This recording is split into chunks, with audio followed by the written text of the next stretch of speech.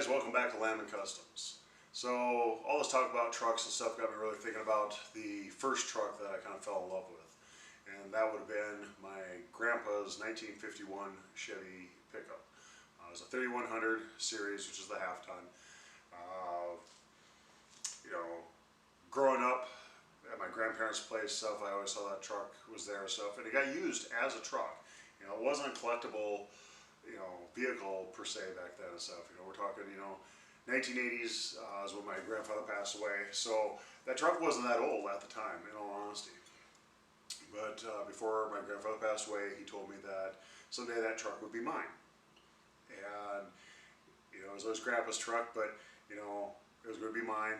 And I remember even, when I was like 6 years old, grandma taking it for a spin, and she set me on her lap, and she worked the clutch and stuff, but let me steer it and stuff and try to show me how to shift gears.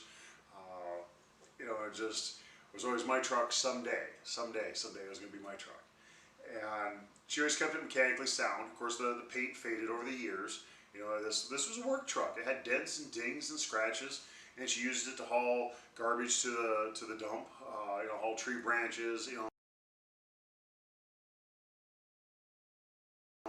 rock, whatever she needed to do. I mean, it was a utility truck, and that's how grandma used it, and that's, obviously why grandpa had actually bought it originally, was to use it as a farm truck, farm and ranch actually. So it got used as that, so it wasn't pristine, but it was still an awesome classic truck, all black, kind of faded, it had the nice patina and stuff where the shiny paint was long gone, but grandma kept it mechanically sound. Always made sure the thing was tuned up and stuff, and had oil changes, and the brakes were done. And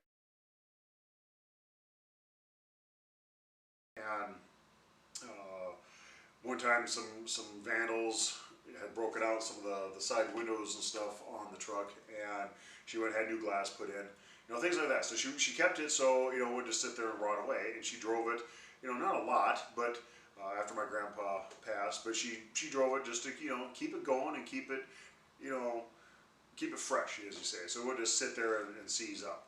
And again, she used it as a utility truck.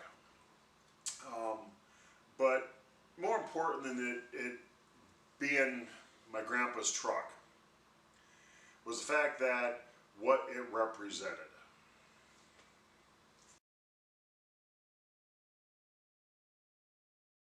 So growing up, from time I could crawl, was told about this truck and how it was grandpa's truck, and he had told me, and grandma had told me numerous times after my grandpa had passed, how he got the truck.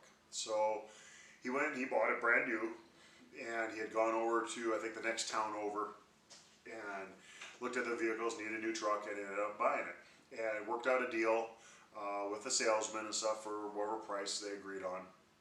Did a handshake deal, and back then, nowadays we're used to people going in and getting financing at the bank and all that stuff. That isn't how that worked, back in the 50s.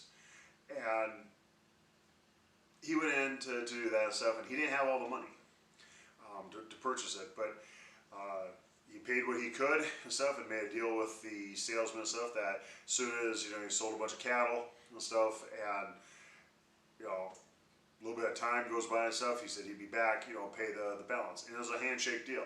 This is back when a man's word, meant something, and a handshake deal was a binding contract. So he had done that, gave him his word stuff. I think 5-6 months goes by.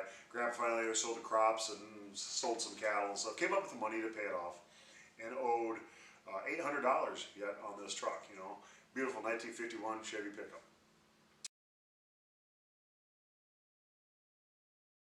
So he heads back over to the dealership stuff. He's going to honor his word. Walks in and stuff, is looking for the salesman, and they say, well, he no longer works here, and the guy's like, well, I owe on this stuff. They checked their records, and they had absolutely no record in their ledger book of this truck ever being sold. Like it didn't even exist. They're like, well, we don't show this vehicle. We don't show you have a balance. We have no paperwork on it. We have nothing, And it was like, you're good. And my grandpa was like, no, I owe $800 on it, which, again, you gotta realize, this is like, 1951, 1952. $800 back then was a lot of money. I I mean, that'd be, you know, I don't know, maybe 8,000 today. I mean, you know, that's a lot of money back then, you know. And he says, no, I owe the money. And he sat down and stuff with him and left. Now, he easily could have said, oh, yeah, you're right, and pocketed that money and left. He easily could have done that. And I don't think anybody would have, you know, known, they would have never known and stuff, but he would have known. And that story had been told to me countless times, but it reinstalled, you know, the value of, you know, work for what you want, and, you know, you don't steal, you know, there's no free lunches in, you know, society. And to be honest above everything, always be honest. And, you know, to me that was a shining example of my grandfather, you know, and I have that cherished memory of that, and that, you know, he honored his commitment. He kept his word, and he, you know, kept his handshake deal. Even if the other party wasn't even there anymore, my grandpa still followed through on what he had promised and said he would do. And that's always stuck with me my entire life. And I've always tried to live by that philosophy. This day and age is not easy, and it's a lot harder. I mean, I'm sure, you know, I'm sure you guys out there in YouTube land have noticed that stuff. People don't keep their word anymore. I always try to. That's why I don't get my word out. So to me, it was more than just a truck. You know, it was a lesson. It was an important lesson, and that's what that truck always symbolized and represented to me. So makes, you know, that truck that much more special, and that bond to my grandfather who has passed away, who, well, I'm actually named after. You know, it just makes it, you know, something I'll never forget, and it's, you know, really shaped my entire life just because of that pickup. So I'd like to hear if you have any personal stories like that with your family members. Maybe it was a grandpa, maybe it was a dad, uncle, friend, neighbor, something like that. So I'd love to hear them in the comments. Be sure to hit like and subscribe. That really does help the channel. We're a small channel and stuff, and that stuff does help get the algorithm going and get our video out to more people. So be sure to check out our other videos, and we'll see you back in the next one.